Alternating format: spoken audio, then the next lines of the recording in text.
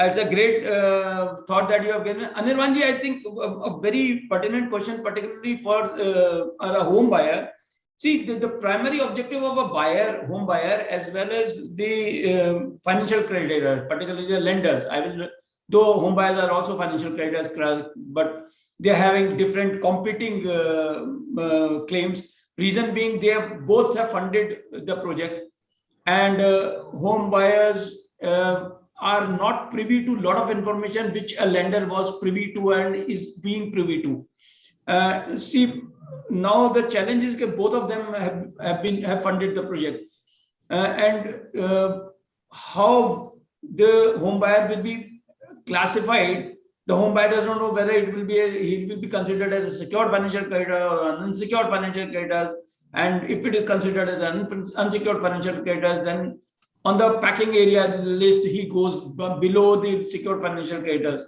Now, definitely there is a challenge for him, because though legally he has been brought to participate in the COC, but still there is some doubt of its classification, though I will say initially the chairman IBA clarified that based on the BBA you can classify them, but still I feel personally that there is a challenge to it. How do you think to address this time, because this is something which is a gray area? What are your views on that? Fantastic question, I must appreciate, and I also want to appreciate you for setting the context so well. See, the fact is, this is always an open race, and as Dharmendra ji was speaking, right, it is a paradox which is yet to be unbundled, and the same concept lies here also. But my humble submission to all the visitors and all the followers who are taking notes today and who are also maybe going to watch this over YouTube, and if you are a home buyer, see the point at which we go to a lender as a home buyer. I'm talking purely as a home buyer perspective right now.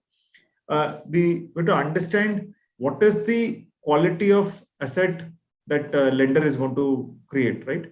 And the moment they have to read through the minds of those mortgage assessors, and see, we are still, and I must again give a commendation to Dharmendra ji. He said that ease of doing business, we did a great job. We came up with our first IBC in India and with a proper positioning. But I was just looking at some of my notes from US GLBA and US Mortgage Act of 2017.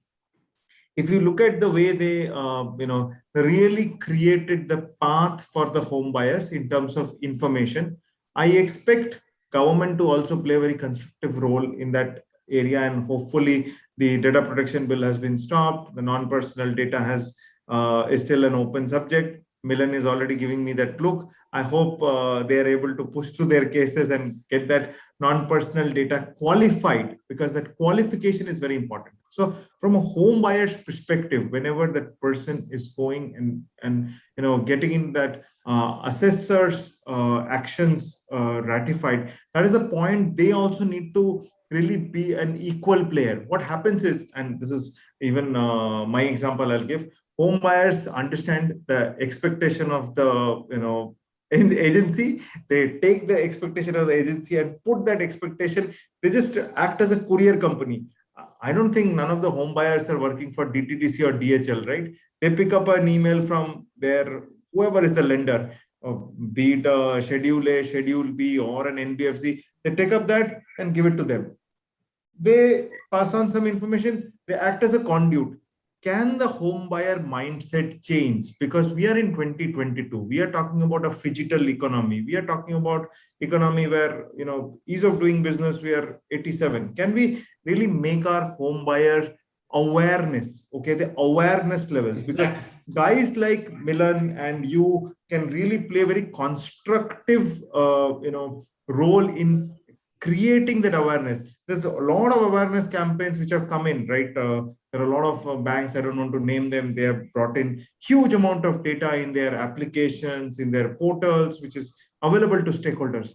But what happens is, The home buyers are more happy to measure, okay, my balcony is whether 10 feet or 8 feet. Okay, can you just go back and read whether this has an ROC, or there is a reverse ROC which is applicable? Have you checked whether there's a clean documentation? I liked the Anandji's idea that an RTI can solve the problem, but what happens is home buyers' mind when looking at the buying proposal, they don't consider any of this. Okay, they want to see, okay, project A, project B, project C. Distance to station, distance to bus. I'm just considering a Mumbai scenario. They always calculate from that perspective. Oh, this is the highest value for money in return terms. Can you also add one more qualifier to it, that what is the most critical documentation provided to you by the your agency or your builder, your provider? Because a lot of times what we see is there are definitely A-grade builders. I'm not going into them. There are pseudo A-grade builders, okay, or pseudo positioned A-grade builders who advertise a lot. Okay, home buyers get lured a lot by those advertisements, but home buyers have that responsibility of using that intelligence, because I'm sure most of the home buyers today have access to information. And if they have access to information, they really need to make use of it. That is where I go back to your question, that classification will remain as an opaque one. People want to keep it opaque. Nobody wants to bring in transparency, because the moment it is transparent, everybody will know that they don't have chair in the table. Okay, it's a tableless chair. So that's where the problem is. And I would strongly recommend every home buyer to really help them with 1 or 2 more days, maybe a 1 weekend. This is the typical metro city phenomena, right? All the home buyers in India, weekend will go and search a home. Weekend don't go search the home. Weekend, please do your documentation. Okay, dedicate 1 weekend for documentation and then go for your home buying. I think that's my message to all my fellow home buyers in the country today.